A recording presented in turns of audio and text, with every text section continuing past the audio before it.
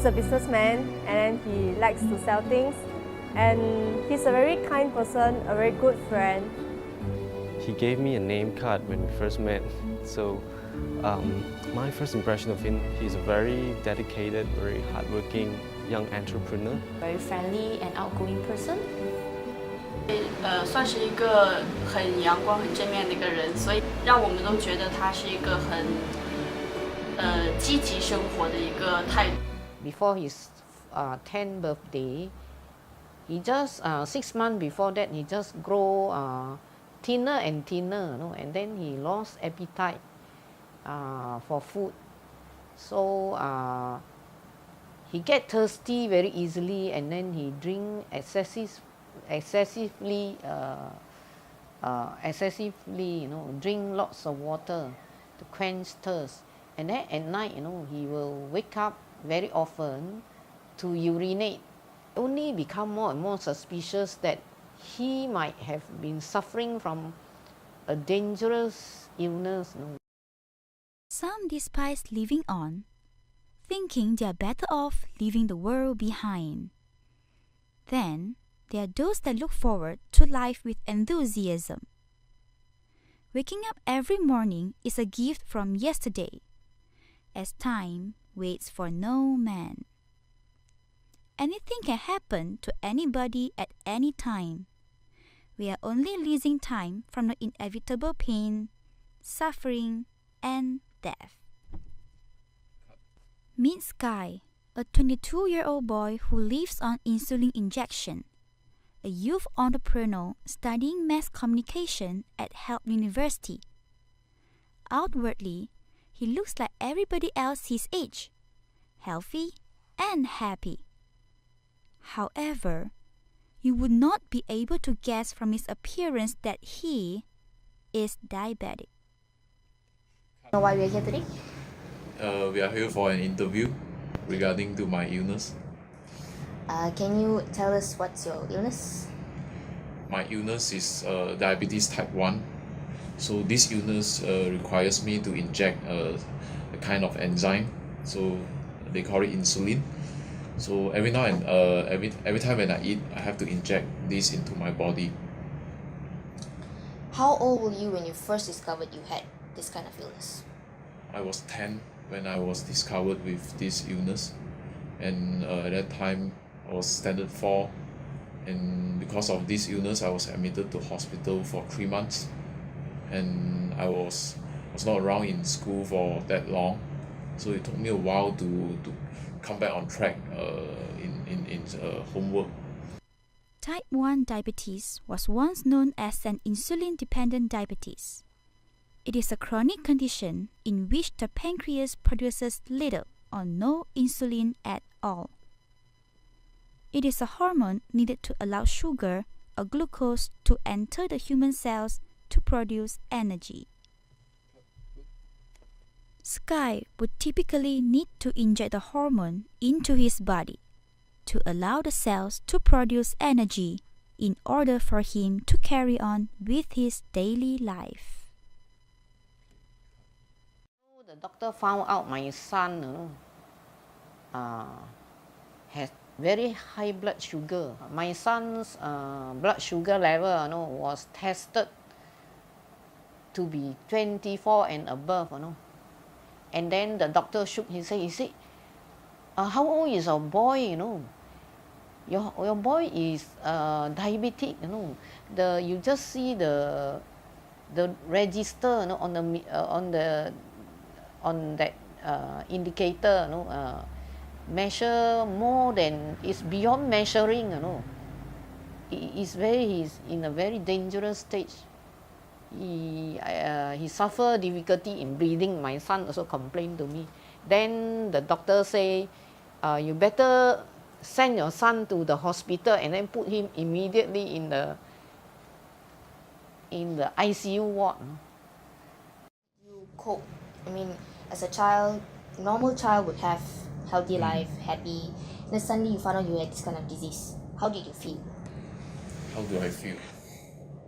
At first, frankly speaking, it was a nightmare, because imagine you wake up next morning having to inject in something on your belly for the rest of your life. So that was something very scary, and to me at first I didn't have the courage to accept this illness, because I keep thinking that why would a person that young of my age would have this illness, see. And how to say, at that time it was really tough lah. It was really tough, but fortunately my family came to support me, and I met a few good friends in primary school time. So with that I managed to, how to say, bounce back. How did you learn to cope? I mean, it must be very painful when you found out you had diabetes. What made you tahan all this while? When I was little, when I got this illness, I was really at loss of hope at that time. I couldn't figure out there will be any future for me, because you have to inject, and I myself, I think that I lose behind a certain level of functionality in the body. So I owe a lot to my mother, because she told me to chant. So from chanting this Nichiren Buddhism, so I derive a lot of hope from this practice. And later I muster courage to actually face my illness itself. So I owe a lot to my mother and this religion, this chanting. My other family members are more supportive, especially the brother, you know. My elder son, you know, his relationship with my younger son is even closer than before. And my husband, last time he used to he like to scold the children or what, but now he is more compromising, you know. I think more understanding. I've seen your room, you have a lot of teddy bears. Yes. So did they play a very important role in your recovery? Yeah, there is a story behind of this my own affinity towards teddy bear. Because there is a reason why when we go to hospitals, furnitures are decorated with teddy bears, because gives people a sense of comfort when people are in great pain. So people tend to actually see teddy bears as an object of comfort. So I started collecting teddy bears when I was 10. So at that time I was in ICU, and my brother, he brought me a teddy bear of his favorite, and then he gave it to me. And then I remember at that time in ICU it was really cold, and I hugged the teddy bear, and then to me it was a great comfort. The boy, of course, it has impact on him. It was later, the boy will tell, you know, as time go on, the boy will start telling. At first he was very quiet, he was very down, and he spoke very little. So I have to inject the insulin on him, you know.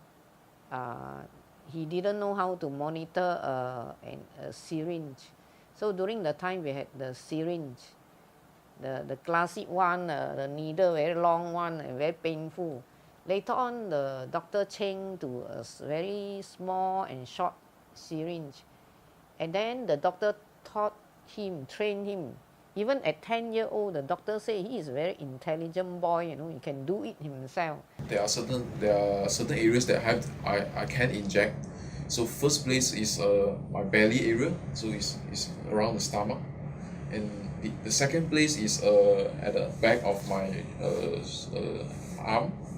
So this is where I have a little fat where I still can inject, because as you see, I'm a skinny guy, so I don't have a lot of places to inject other than these places. And the third one is, of course, my thigh area, because thigh area is the part in your body that has most fat.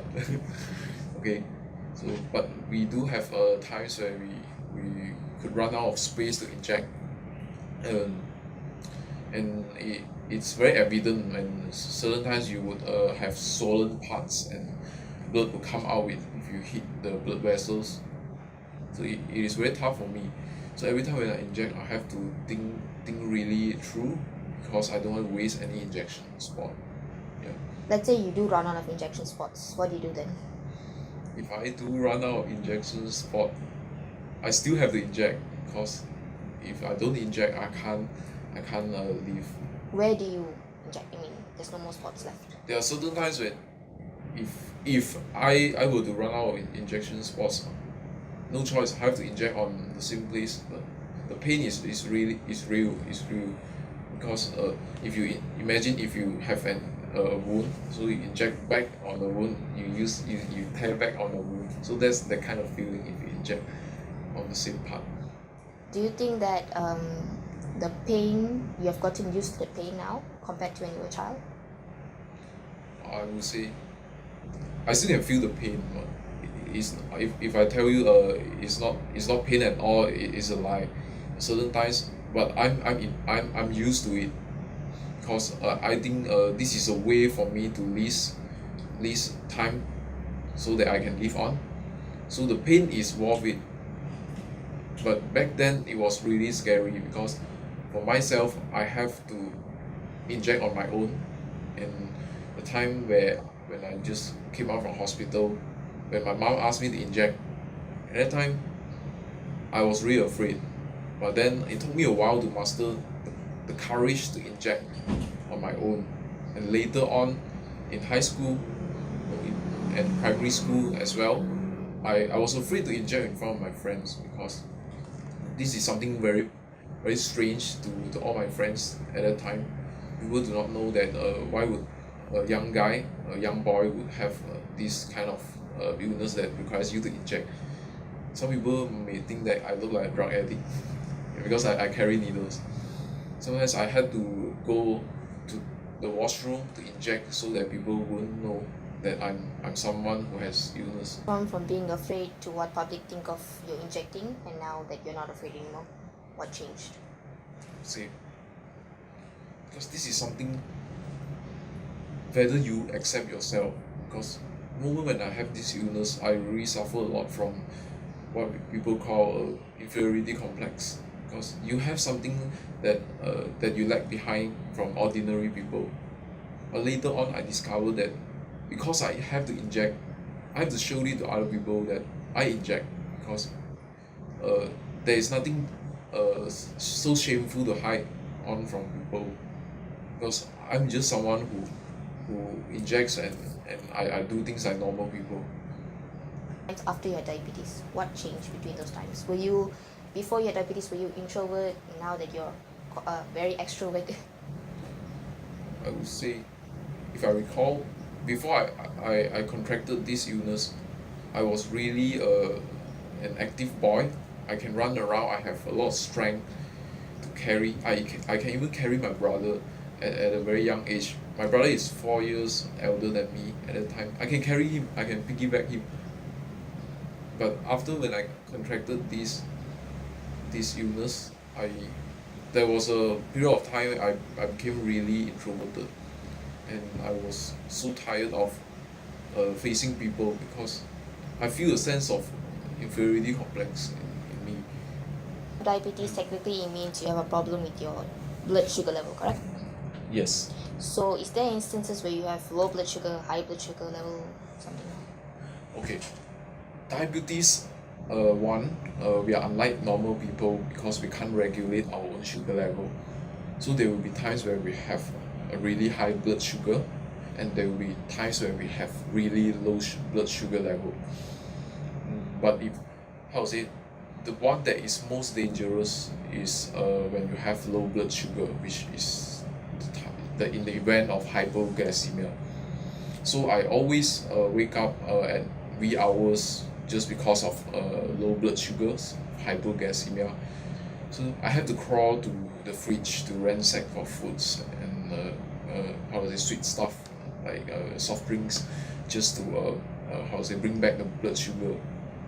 It could be a very disturbing experience, because if you are a student, what if the next day you have your final exam experience in high school. I studied really hard for this particular subject, okay, and next day I couldn't do well because I woke up at night and I came back to sleep, and sleeping quality wasn't that good at all. So because of this hypoglycemia, it is a disadvantage to me than an ordinary person.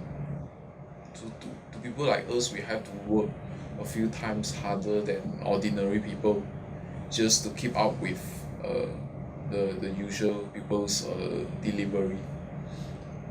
Okay. So you mentioned that low blood sugar is a very dangerous thing. Is low blood sugar more chronic than high blood sugar? Yes, you are right. Low blood sugar is always more dangerous and chronic than that of high blood sugar. Because high blood sugar, it won't claim away your life instantly, but low blood sugar, it will. Because if you don't wake up and to low blood sugars, there are patients who do not feel the symptoms of hypoglycemia anymore. So they tend to fall asleep. They still sleep. They are in deep sleep and they have these low blood sugars at night, and they will eventually go into coma state because they are not conscious of low blood sugars anymore, and body doesn't send the signals to the brain anymore. So that's the more scary part. So to me, fortunately, I still feel the symptoms of hypoglycemia, so I wake up to that. But high blood sugar must have some certain effects, right? High blood sugar, yes. High blood sugar is more on the long term part. If you don't take care of blood sugars well, there will be complications like dialysis. Your kidneys will fail. Your eyes you would actually lose sight of your eyes, and your blood vessels, your legs. If you have suffer from gangrene, if you happen to have an injury on your foot, if you don't take care of your condition well. So that's pretty much a melting candle trap in your body. When the doctors say would you possibly get this kind of situation, high blood sugar? High blood sugars, I have it a few times in a day. You could have it because of lack of insulin injection or lack of food consumption. So there could be a lot of factors. It could be also due to stress factors and exercise. If you happen to exercise too much, then you have low blood sugar. Okay. Have you ever had any embarrassing moments where you fainted in public or? I would say throughout the years, fortunately, I haven't fainted yet. Yeah, okay. But I do have embarrassing moments when I inject in front of people. People think that I'm a weird person. People think that you are a drug addict. Why you're holding needles? Times where people make fun of you. But to me, it's not really that important. It's how you see yourself. That is the most important thing. Okay, so you say that people make fun of you. So how did you manage to, not give yourself over to the illness and come out of it, rise up of it? Okay, I always tell myself, when you decided to be strong, you crawl. Also, you have to crawl to be strong and bounce back. Because the moment you decided to be strong, you have to persevere. Because to me, diabetes is a quest that is not picked by me, but it is bestowed on me. So I have to live this journey with a sense of dignity, and I live it because of my family members. I live it because I want to give hope to other patients who suffer from the same illness. Because people like us, we do not want people to sympathize us a lot, because we do think that we are not really much different than normal people. Sometimes we do want a sense of empowerment and respect, because we want to be looked upon as a normal person. Whenever my son did something well, I'll encourage him, I'll praise him for things that he is not able to do, So I don't complain about him. I will do it myself, I to help him.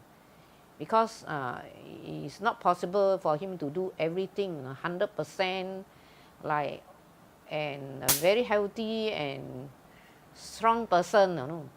Some of the things, daily chores, if you do all the daily chores, he's not able to have so much time to go outside to have activities, to study, even to work part-time. In fact, it's very great of him to be able to live positively with his illness, and then even go and earn an income, to supplement his cost of living. In fact, to look at younger generation, as an adult, as a senior, as a person senior to him, I feel that people must learn from other people, regardless of you learn from younger people or you learn from older people. Sometimes younger people, they can show you something that you are not able to do it. You can also learn from them. So I look at my son Sky. He got a very strong spirit. I also learn from him.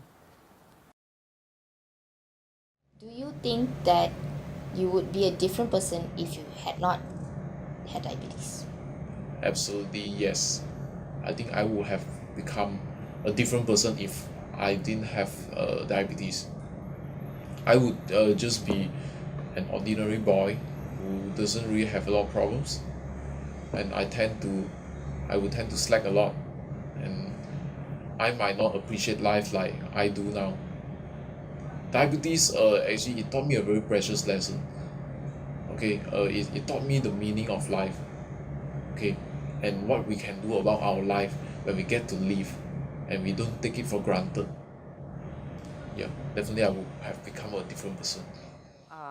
Whether a person falls ill or a person has encountered hardship in life, everything has its meaning, in it. It is not just a person suffer for nothing, a person fall ill for nothing, or a person encounter hardship for nothing. Everything has its meaning in life. So we must learn from all these, and become stronger. And we value every day, and we create value, for ourselves and for others. We see others who need encouragement, we encourage others. Do not be selfish. So, this is a story of Sky. Many regard illness as a form of curse. However, it can be turned into a life lesson. It teaches about the celebration of life.